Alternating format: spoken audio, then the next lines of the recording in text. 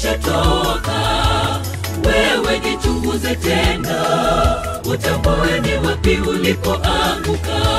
Imba, imba, imba usana na Bwana. Hallelujah.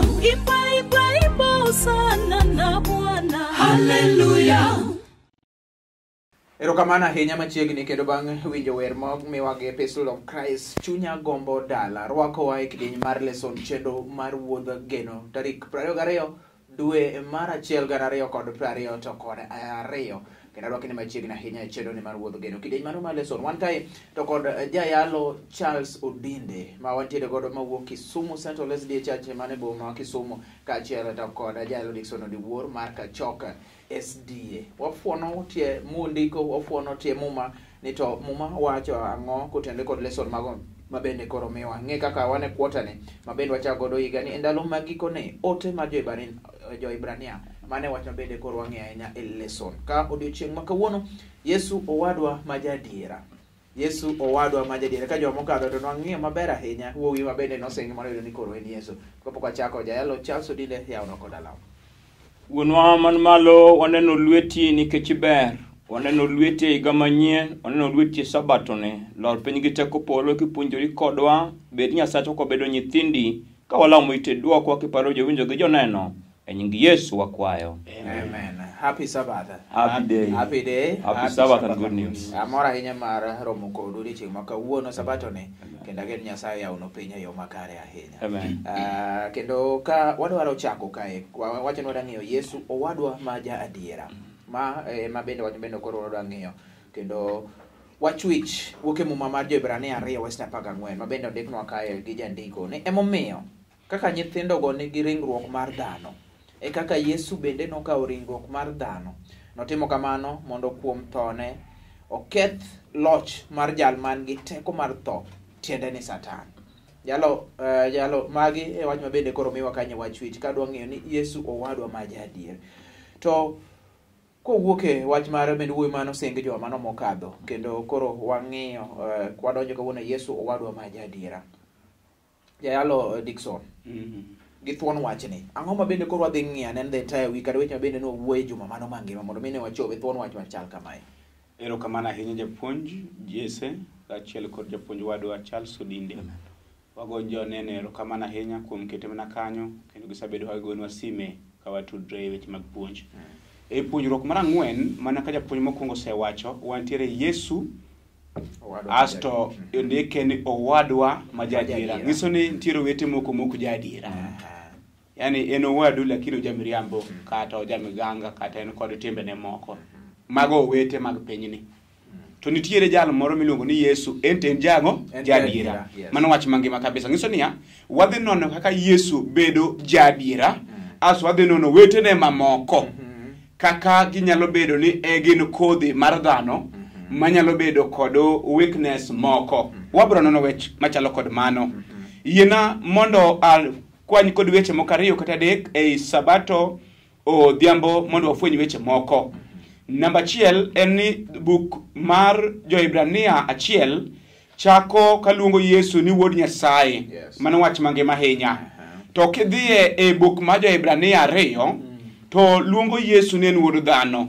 Nyiso ni namba 1 en Yesu bedo wuod Nyasaye. Yesu kendo chako bedo wuod dhano. Wabro fwenyo tiend weche kaka gino nyalo bedo kamano. Wach mar 2 en e buk mar Jo-Ibrania 1 Nyasaye luonge ni wuode. Buk mar Jo-Ibrania 2 Yesu luongowa ni wan owetene. Nitiere wach maduong' e iye kanyo kaka Yesu en Nyasaye. The same time Nyasaye chako luonge nang'ono ni wuode. To wadwa ng'iyo ni ere kaka Yesu luongo an. Ni mana kaka wabede mesa ni ko wabede mesa kama to Yesu luongo ni Owadwa Charles Odinde. Ni koro Yesu luongo Mosu Charles Odinde kama ni bana in brother ero kamano. Mano Yesu. Wabro ng'iyo kan magino mawach no chopo kamano. Omiyo wach mangima e puonjruok mar ang'wen en wadwa nono Yesu Owadwa Maja Adiera. Kendo wadwa nono kaka polo luongo Yesu, to wachak wanono kaka piny bende luongo Yesu. Erokamano. Erokamano jayalo Charles Odinde. Yesu ma bende wuod dhano ni, Yesu ma bende wuod Nyasaye, Yesu yani kaka bende wacho ni Yesu sema nyithi joka dhano kaka owetene. Ang'o bende wacho kae Yesu Owadwa Maja Adiera. Jandiko ma ondiko Ibrania 2:11 to wacho ni jal mapuodho ji kaachiel gi jogo mipuodho giduto gin nyithinde ng'at achiel, mane momiyo oluongo gi ni owetene. Kae tuko 12 ni kowacho ni anahul nyingi ne owetena, anapaki gi wer e dier chokruok. Jandiko wuoyo kuom Yesu ma en Owadwa Maja Adiera. Kara fwenyo ni nitie owete moko maonge adiera, namba 1 kaka iwacho cha, to namba 2 nitie owete moko ma ok gombo adiera mondo bedie. Kendo nya neno ka ng'ato nyalo wacho ni macha to owadwa nikech yudo kupogro weche mang'eny. To Yesu to nigi chir mokwongo kecho jachwech. Nyiso ni guluongo ne nyithinde namba 1, kae to wache ni kendo en ruoth mar polo, ojadolowa, to machielo bende en owadwa kuom yie. Koro jawinjo gi janeno gi jandiko kele pachi gi pacha e introduction part ne kare ko wadhi kuom Yesu, wadhi ka wan kode gadiera, kaka dibed gadiera go wadu miwinjorigo minygo gi geno. Namba 2, ka wadhi kuome, ka wasewinjo ni en owadwa kamano, kare gimonego wapande onge kata achiel. Koro wawuok kode kaka owadwa go wadwa. Wawuok kode kaka owadwa. Owadwa donge. Koro wang'e chak tich bende wacho ni koro Yesu kata wacho ni owadwa kaka jawar. Owadwa kaka jawar, ma bende koro buk mar tim jo-Lawi bende koro nomiwa kanyo, kendo na ng'iye matin ahinya, kata ka wachako some kendo tim jo-Lawi 25 nyaka 27 gin wesa 3 kende. 25 wacho kamae ni ka wadu moro odoko modhier mi ong'iewo lope moro, to watne machiegni nyaka war lono. To ka ng'ato onge gi watne manyalo, ka ng'atno onge gi watne manyalo waro lono, to en owuon onyalo ware koyudo pesa. En okwan higni chakre higa mano ng'iewe ni nochul ng'at mano ng'iewe no pesa moromo higni modong' nyaka higa mar mor chopi, eka nokaw lope odok mare. Jalo owadwa kaka jawar. Winjo kanyo owade gi odonje i wachno. 25 kanyo jalo Dickson. Erokamano japuonj. Seche ma wacho weche gi tuo many buk mar Ibrania 2:14-16. Wach mangima nitiere e buk ma isesomo, buk mar tim jo-Lawi ma koro kwadhi somo, to wabiro somo na jo-Ibrania. Ka chak tich kelo wach mangima ni owadwa kaka jawar. Yina mondo akwanye kod kama wawege Sabato dhiambo mondo kelo wach maduong' ma wadwaro mondo wafwenyi. Ne wanwang'o wach moro ni Yesu en ruoth moa e polo. Yesu en ruoth moa e polo, jachwech, jal marito ngima gik mochweyo, kendo ruoth mochwere, ma jo-Ibrania 2 wacho. Yesu en dhano mobedo jadolo mang'won kendo ma jadiera, wach mangima ahinya. Jadik lesen kelo wach moro maduong' kuom waro ng'ato.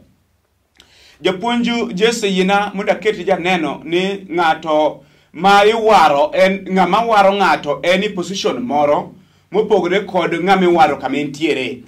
Emomiyo ng'ama iwaro thothne kaka tim jo-Lawi kete nyaka nobed jachan. Jachan koro dhi titim nade iware kod jamwandu. Nyiso niya ni kaen kod pek moro, to ng'ama ne nyalo gole ei pekno nyaka bed ang'ono ng'ato moloye kod mwandu. Mano wach mangima. To nyalo bet nonge kod watne machiegni. Jandik lesen kelo wach moro kaachiel kod Biblos mangima. To keto wach moro e pachwa niya ni ino ne nindo kuom higni 50. 50 niluongo ni Jubilee years. To kata kamano higni 50 ne en kinde malach marito. Neni kinde malach marito. Mane omiyo chik mar Musa bende ne wacho ni wat ng'ato machiegni kod ahinya ne nyalo chulo migap gowi mane pod ng'ato ni kodo. Kendo nikech mano no nyalo waro watne mapiyo nono miwuoro. Omiyo wafwenyo ni nikech higni 50 ne bedo mathoth miwuoro, omiyo Musa nong'ado wach moro niya ka watni machiegni nyalo timo nade nyalo wari. Mano wach mokwongo. Wach mar 2 mondo atieki awe kod kanyo. Nitiere buk mar jo-Ibrania 2 wesni 14. Emomiyo kaka nyithindogo nigi ringruok mar dhano, ne kaka Yesu bende nokawo ringruok mar dhano, notimo kamano mondo kuom thone oketh loch jal mana nigi teko mar tho, tiende ni Satan. Wesni 10 nyaka 16. Kendo mondo ogony joma luoro mar tho osemiyo bedo wasumbini ndalo duto mag ngimagi. Nenore malong'o ni ne ok obiro mana ni mondo okony malaika, to nobiro ni mondo okony nyikwa Ibrahim. Erokamano itieko. Wadwang'o ka nitiere jal moro miluongo ni Yesu mobiro mondo ware nyithinde ei twech ma wasigu Satan osemako gi kodo mondo golwa e gima dhano nok nyal timo mondo wabed nyithinde chutho. Erokamano japuonj. Erokamano Jaelo Charles. Owadwa kaka jawar. Owadwa kaka jawar. Yes. Ng'eni jandiko kelo weche ariyo mopogore. Namba achiel, Yesu kaka owadwa, pogruok mare go owadwa kaka owadwa. Yani wuoyi dhano gi dhano to gi dhano gi Yesu. Ka dhano gi dhano Musa wacho ni ka owadu moro nouso lo. Luo ndiko ka ni ng'iewo lakini loko machon to en uso kata kisungu bende uso. Kopo ni ng'ato uso lope nikech ojachan, kare jochan ne nitie chakre chon. Kare jo uso lo be nitie chakre chon. Emomiyo pod uso lo nyaka sani. Koro ka po ni uso lo, jo uso to ikwamo igombo lopi no chien nikech jomoko ng'eny uso lo to nyithinde pod tindo. Ka nyithindo dongo do ka lo gionge ko, igombo mondo gichak giwad lobno. Koro jandiko wacho ni kokadho kuom Musa ngima kod tim, owadu man gi lwete, owadu machiegni kodi, owadu miwinjori go, owadu mong'eyi, oyie okaw lobno nikech higa 50 mane rito mar Jubilee ne ng'eny mondo ji ochopie. Puonjowa wach mathin niya, kara Yesu ok jawar kende mar lo, en jawar mar lo, jawar mar dhano. Pogruok mare bende en niya, ok en owadwa hivi, owadwa ma jachwech, owadwa ma jawar. Kaeto weche mosebedo misigo kuomwa mane dhano gi dhano nyalo waro, Yesu waro moloyo nikech en jachwech. Amen. Yesu waro nikech en jachwech. Oloyo kata kopim gi warruok moko iwacho ni koro mare bende nitiere ni malo ahinya. Ne wiyo kokuot mondo oluong gi ni owetene. Mano tich ariyo Jayalo Dickson. Ng'ama wiye ni nokuot kana to ng'ano lubeni mondo koluong no wetene. Erokamano japuonj. Jayalo Charles Odindo kelo weche madongo e chak tich. Yiena mondo amed wach mar achiel japuonj kiyiena. Jandik lesen kelo wach moro ni Adam ka achiel kod Hawa kane gisedonjo e richo matut ahinya. Ne gidhi ataro mar dwaro mar Nyasaye. Omiyo nyaka ne nwang're jal mane nyalo warogi kuom richo machalo kod mano. Dhano duto nodonjo e bwo teko mar jachien. Nikech mano ne ok wan kod teko mar tamruok richo. Marach moloyo ni nitiere kum mar tho mane kethowa okelo, mane ok wanyalo chulo. Nikech mano okang' mane wantiere e sechego ne en mana maonge geno.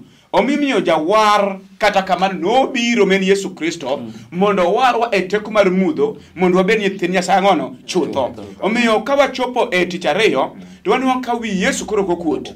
Jandik lesen kelo wach moro niya, ne wiyo kokuot mondo oluong gi ni owetene.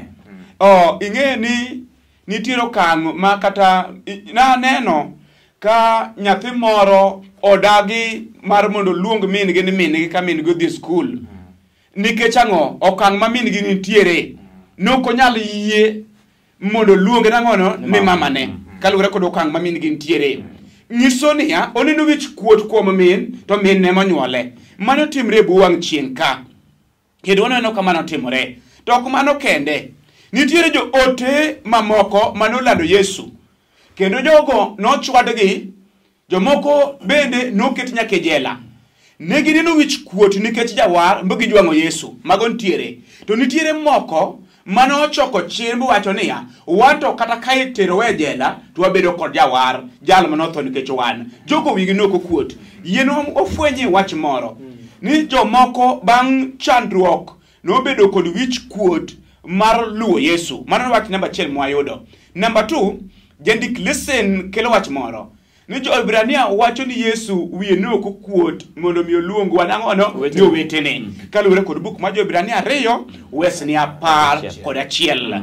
Jandik lesen wacho wach moro e buk mar jo Ibrania 11 wesni 24 nyaka 26. Ng'ato some mondo 11 wesni 24 nyaka 26.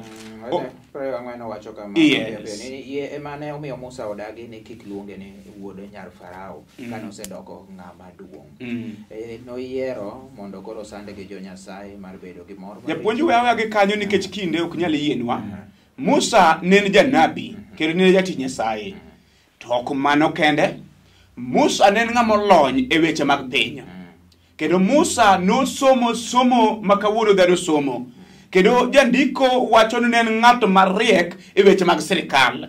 To jandik lesen kelo wach moro kaachiel kod Biblos mangima niya, no jwang'o mago mak mana mondo lu dwaro mar ang'ono mar Nyasaye mondo sande kod jo Nyasaye. Wanong'o Yesu bende kano timo kamano, kano kotwere mondo bed Nyasaye to nobire bwo wang' chienka mondo warwa e ketho. Erokamano. Erokamano nyaka pok wadhi e break jayalo. Ne wiye okuot mondo luong gine yo machiek.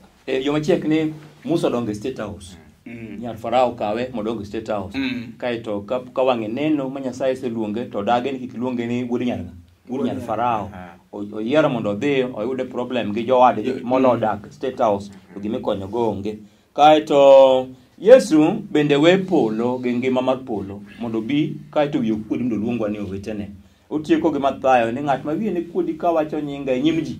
An bende wiya no kuod kode e nyim polo. Tiende niya, apenjo jawinjo gi janeno. Bende in thuolo luongo ng'ato no wadu kwa mfano joyalo to wadu jakong'o. Ko idwa nyise ni ma owade gi jadolo.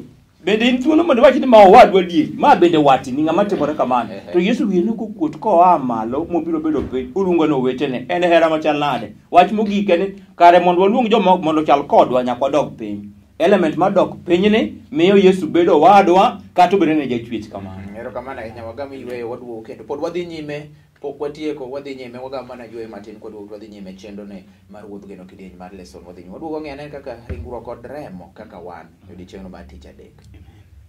Imba osana na Bwana. Hallelujah. Imba osana na Bwana. Hallelujah.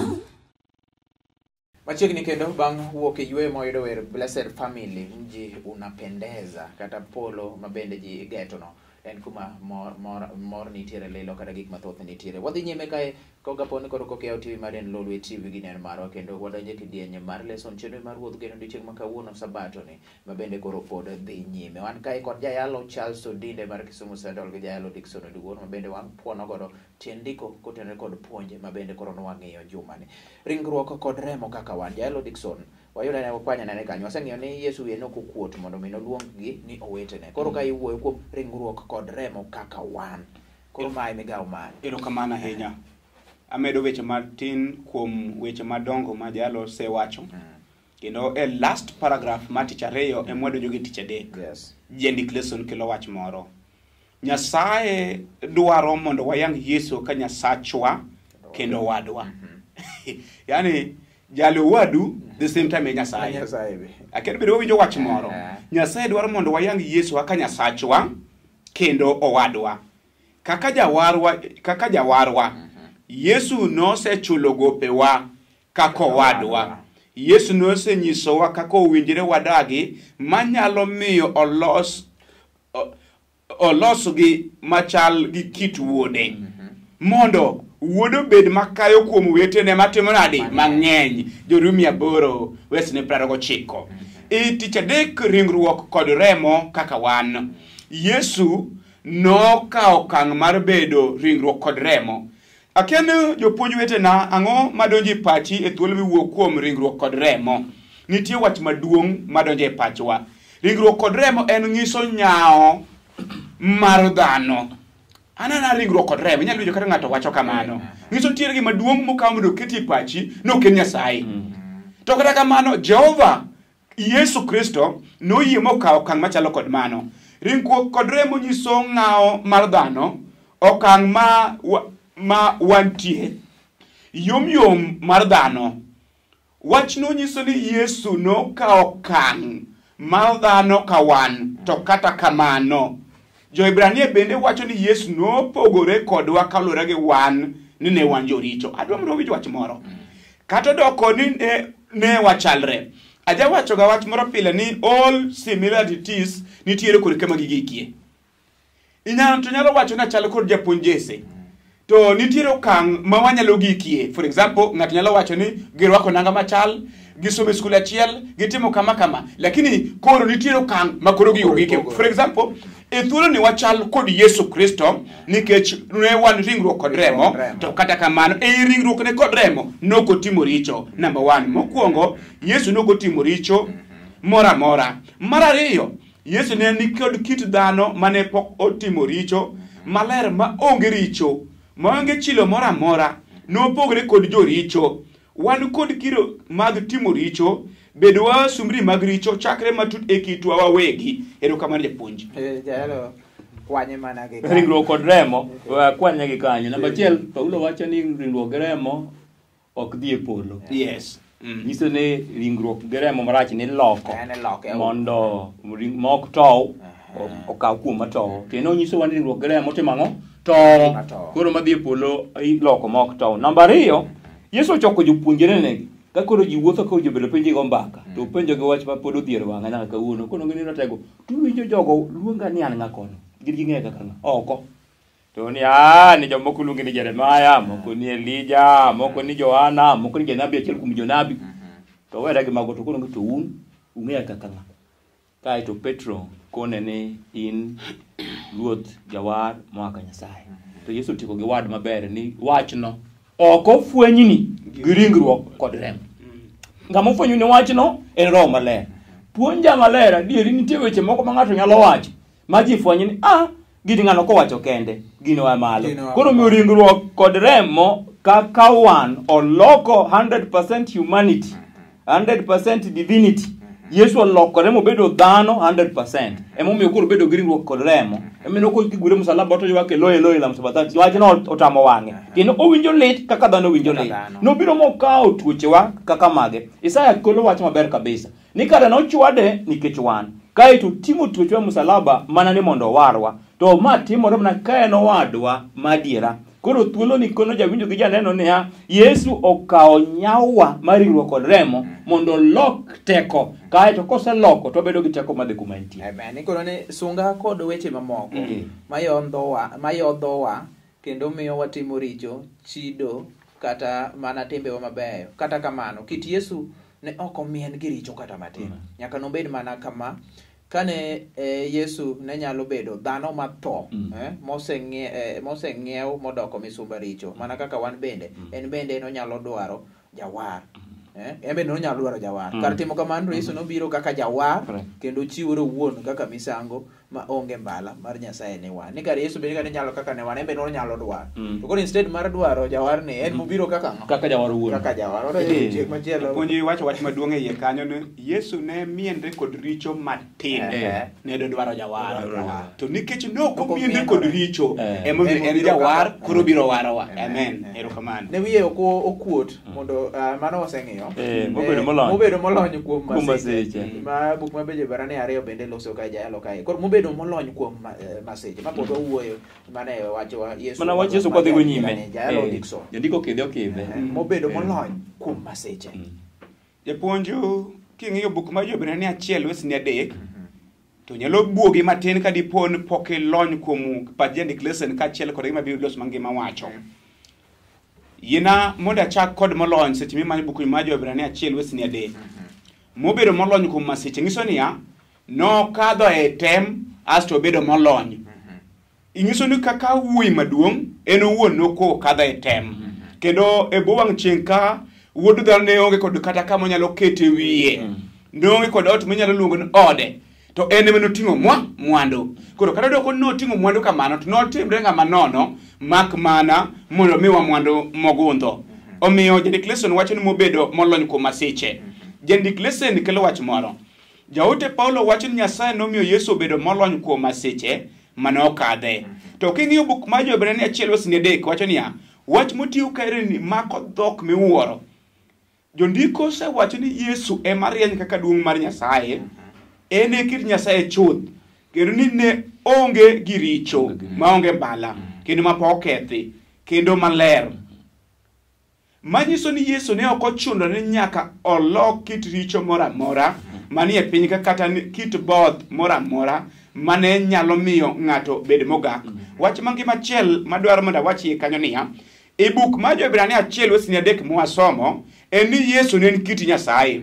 Jandiko penjo moro ma janeno nyalo penjo niya to kane kit Nyasaye to masechege nokadhe nikech ang'o? Nokawo ringruok kod remo ma jalo Charles Odindo nosewacho nokawe mak mana mondo bed molony kuom masiche mondo bed kaka owadwa ma wakadhe emo bedo kadhe. Koro pogruok en niya eto richo no koloye to nolo ang'ono nolo richo. Koro janeno mondo wabede walo richo en nyaka wang'i msalaba tir. Ka ng'ato ng'iyo msalaba chalo kod jo Israel ba nong'iyo thuod mula nonwang'o resruok to mane ok ong'iyo thuod mula nok ginwang'o resruok kuom ang'o kuom Nyasaye. Erokamano japuonj. Jaljas dindi wacho ni ne en kit Nyasaye hie kendo olero kanyo be ni nok onya biro yo moro machielo. Nok Yesu nok nya biro ni en jalno maben samoro kata kichwado tok ywagi en chuma. Mano ji do wacho ni ng'ama wuondo idhi kujojo. Ankoro mobedo molony kuom base. Ari 10 gabiro Ibrania to wacho ni mane momiyo nyaka ne obed machal go wetene e yore duto. Emomiyo kare nyaka ne otest tuoche, otest gik ma jo Kristo kade. In fact, odhi mo ywak kaka dhano nyalo ywak ka mirima omake. Mane puonjwa ni Yesu nobiro mondo donj kaka wan, mondo wuothe wuochewa, mondo wang'e ni gik mosekadhe kare kodhi to wacho ni aseloyo piny. Jiwre wajiwa masike to biro kuomo kendo gi tembe mapek. To jandiko wacho ni Yesu ne en ng'at molony nikech masiche manokadhe mondo eka ni obed jatend warruok marwa. Tiende ni masiche go ne miyo Yesu bedo molony kuom masiche. Jomoko nitie manenowa kendo winjowa ma masira achiel kende go piny kendo lal chutho. Ng'e ni Yesu nokadhe mano. Namba 2, Yesu ne puonjore winjo wach kuom masiche go mane oneno. Bende gimikadhe no puonji jawinjo gi janeno. Ing'e jomoko ma ok puonjre okadhe gima pek to kupuonjre wach no puonji. Namba 3 wacho ni masiche nopuonjo Yesu ka ng'at ma jamiwafu kendo jadolo maduong' Maja Adiera. Weche 2, ojadolo bendo jadiera. Emomiyo owacho ni nochalo rombo bitero kar yeng'o, ok owuoyo komake kidhi kode to ok owuoyo, ochomo kar tho gi ng'ong'o kong'eyo gimoro achiel niya nokawo kit dhano mondo winj mondo dhano bone ni kare ng'ano wadwa adieri. Emochomo msalaba, rembe churi kaka rembe nyalo chwer kendo ywak kaka ywak bende lit bendo winjo. Puonjo wan adieri ka koro sedhi malo ma en jadolowa. Koro kawo masiche wate okete lwete. Emomiyo ka walemo ton gi geno achiel niya Owadwa manyo biro neno chandruok kaka wan, owadwa manyo biro neno tho kaka wan, winjo wa kendo neno wa, to mogik odwoko weche te. To bende puonjruok mabende nitiere kanyo. Jalo Jesse, japuonjo wacho wach moro. Ma paro mana gima sirikal timo ni jopiny. Sirikal ing'e seche moko gibede offices go to pok gikadhe chandruok. Omiyo kata komedo economy mar piny odhi malo to gine. Koro sani king'iso kata mana kirwa wachacha for example, ni mukate wanyiewo siling 55. Ing'e nen pesa mathin mogik ma ok onyal neno ni nitiere weightage gino. To kosekadhe chandruok mwakadhe to nyalo neno siling 55 gino ng'eny. Dwoko gino 20. Kani majo moko dhi makata ok chao mukate. Kani nyiso gi ni ng'ato wacho ni ok nyal afford mask ma siling 10. Ni bebe banga to keto jwala. Aya wadhi mejo ka pok wadhi kano nitie wacho ni bende masiche ge momiyo Yesu ne onyiso ahera masira mano biro go nikech kapo ni onge masiche ge no onya nyiso ahera no wete. Watie kanyo kod owadwa kaka ranyisi mowinjore jalo Dickson. Owadwa kaka ranyisi mowinjore kidaka mabedwa dongo. Erokamano japuonj. Adwa somo na wach achiel kende mangima.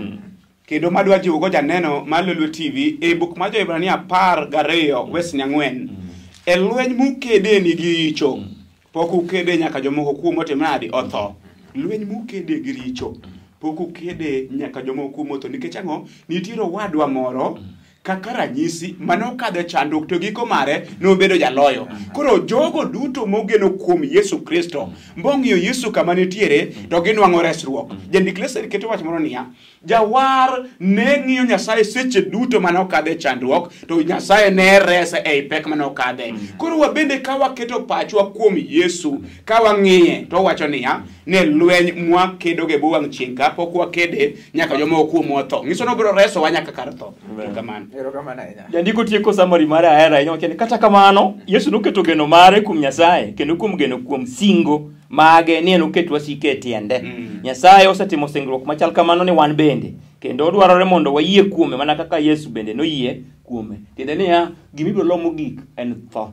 Mibiro kete tiendwa kae to wacho ni wasiko duto ibiro tieki to mogik en tho. Kidolo gima thago ji malich ma jadolo somo kanyo. En ni wan pok wakedo gi richo nyaka kar tho. Kendo ido ka weche moko timo mwakadhe mayot. Tadieri jok manokadhe weche mapek gi moting'o jo yalo machon nyalo nyiso wadieri ka jomoko chomo maj nikech wach Nyasaye. Tija gi tije higa ma 2022 ne wachom tir wang'wa kuom warruok. To kopo ne otamowa to wang'e jadolo maduong' ma en jawarwa. To gimomoro kaka wuono jawinjo gi janeno ne ok en jawarwa kende gi jadolo en owadwa bende. Ing'eno wadu ng'e weche kuomi kendo wadu winjo ni owadu be kata winjo owadu nyalo konyi molo ng'at mabor moloyo. Jaluo no wacho ni remo pek malo pi. Emomiyo ka Yesu en owadwa, nyiso ni ong'ewa duto tiendwa nyaka wiwa, gima wadwaro, gima onego watim, kaka onego wadagi, kaka onego wawinjo. Miyo kik waluor kodhi kuome kendo mar misango, wan gi geno kaka owadwa. Second kend kiyiena, second kend. Ilu kamana ahinya. E second achiel, Isaya wacho wach moro. Isaya noketo genone kuom Nyasaye. To ne nitiere wuoyi moro ka miluongo na Ahaz. Ahaz okawo ngimane to keto kuom Tiglath-Pileser. Jandik lesen keto wach niya. Ne en wach malit machalo nade. Ahaz noyiero mar bedo wuod Tiglath-Pileser kar bedo wuod Nyasaye. Wuod Nyasaye men Yesu Kristo noketo genone kuom Nyasaye. Kara dai waket genwa kuom Nyasaye. Kamana ahinya japuonj. En gwenyo mito nyamo ayudo odiochieng' ma kawuono Yesu Owadwa kaka Yesu Owadwa Maja Adiera, kendo wayudo ka en owadwa ma kaka jawar. Wayudo ka en owadwa bende wiyo kuodi, mondo luong ji nowetene. En owadwa ma bende nobede kid riwruok kod remo kaka wan. Owadwa ma nobedo molony kuom maseja, kendo owadwa kaka ranyisi mowinjore. Jalo Dickson Tiekno Galam. Wagoyo ni erokamano japuonj, erokamano kuom ng'wononi, erokamano kuom lesson del Yesu Kristo. Kwalo kuom tok mar Paulo, yie mondo iparwa kaachiel kod joneno duto nikech penj maler gi Yesu Kristo Ruodhwa. Amen. Erokamano ahinya kuom kete kanyo kendo winjo lesson puonj mabende wayudo kowuok e muma odiochieng' mano ma kawuono e chenro mano mar wuodh geno kidieny mano mar lesson. Ne wan gi jayalo Dickson Oluor gi jayalo Charles Otinde. Nebnegi kadho piny kanyo pono ni in gi penjo moro amora gi medo moro amora kotenore to kod puonj bende ne wantiere godo odiochieng' mano ma kawuono. Joma nyien kendo warado Yesu jachiw yweyo kanyo bende puonj mit ahinya ka ni lesson inyalo somo mbele kanyo. Owe ka igwenda ariyo kaduogo to wachako dhi nyime mar mi koro wende gi somo ote magi. Moroni Central Youth Hallelujah to kod Vision Choral mwendo gani nyumbani kata ni wuoth pod odong' marom nade ema bende koro donjo e yo machalo kamae.